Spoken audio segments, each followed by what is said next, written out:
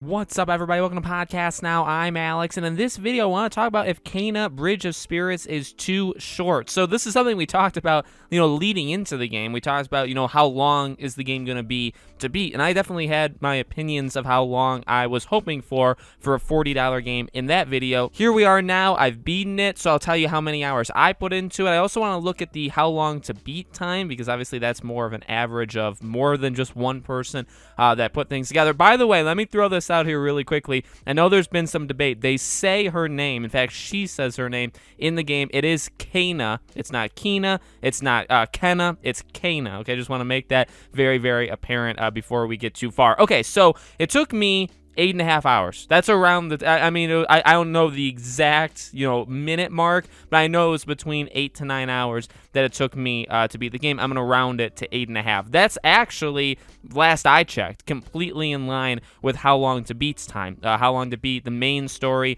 was 8.5. I think main story and collectibles was 9.5. So I would say, again, it took me around 8.5 or so.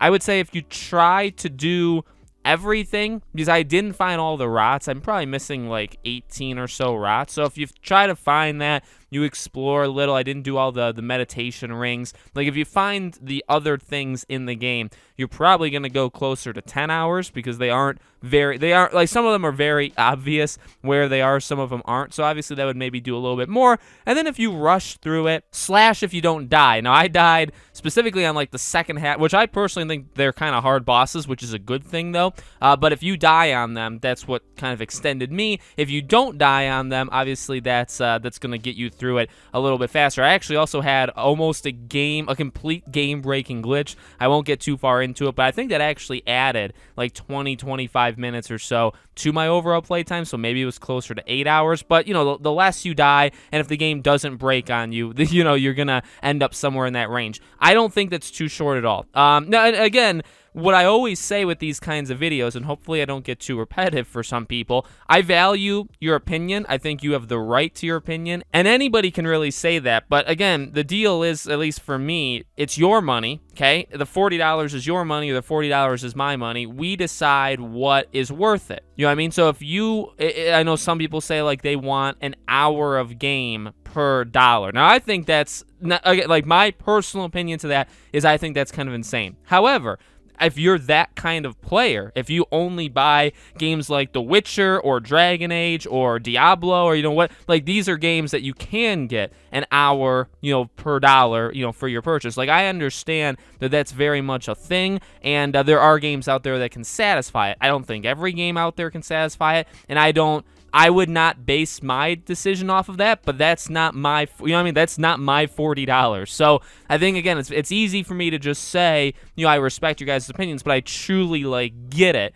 for people where you stand, with your money. I mean, it's your money, and if you think that an 8-hour game is too short for you, then that's up to you. I will say, for me personally, in the kinds of games that I play, and I try to play a wide variety, obviously it's on the shorter end. Like, I'm not going to lie and say, this is like the longest game I've ever played. It's obviously on the shorter end, but I look at the quality, right? How much am I guess quality, and how much am I enjoying it, okay? Resident Evil was a good example back when that game came out. I mean, if you went through that at like a reasonable pace, you could probably beat RE8 in like, I don't know, 7 or so. I think it took me like 8, but you could probably beat it in 6 or 7 hours if you go kind of rushing through. And that was a full, it was a $60 game. And that was a big debate online too of like, is it worth that money, because that's actually like $10 per hour. And how I looked at that is the same as how I look at Kana. How is the quality? Really, from start to finish, Kana is at a very, very high quality level the entire time. Now, like I said, in my early impressions, like, it's rough around the edges.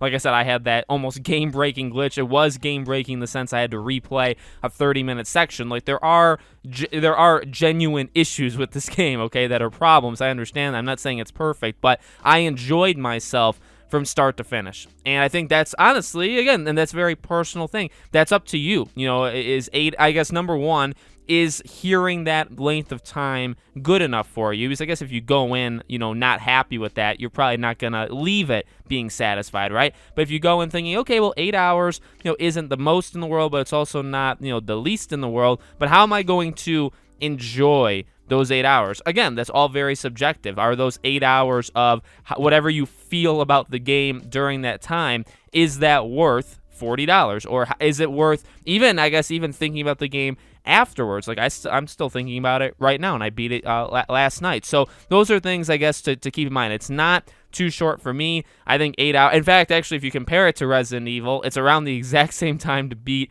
as Resident Evil Village, and it's $20 cheaper. Again, like, I get it. Some people maybe wanted a longer thing, but this is not like a 3-4 hour game. That's definitely like a good thing on that side. I know there were people worried that maybe it was going to be some really, really short thing. There's really, I don't know. You can rush things in this game, but I really don't think you're going to beat it in like 3-4 hours. I do think there's difficulty there. You could replay it. Once you beat it, you unlock the master difficulty. Getting the platinum takes like a while, okay? So that obviously is going to add some time as well. So it also depends on how you play, right? If you play it one time, like say even like me, like I don't plan on platinuming this game.